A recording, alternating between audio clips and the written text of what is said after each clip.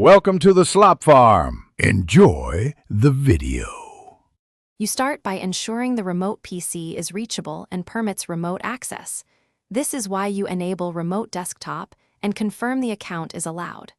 Once done, record the IP or host name and any dynamic DNS name so you won't guess it later.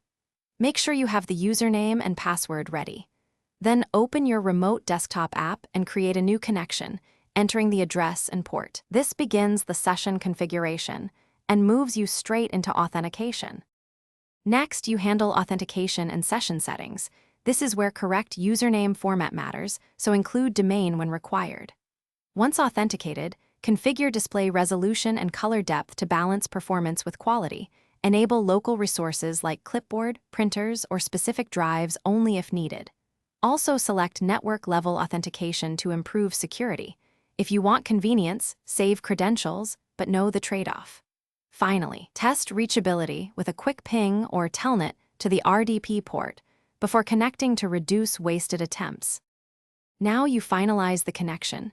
Click Connect, review and accept any valid certificate prompts, and confirm the remote desktop session launches. If you hit errors, methodically check firewall rules, router port forwarding, and whether NAT or VPN is required. These are common blockers. Make sure both client and server have current updates and matching security settings.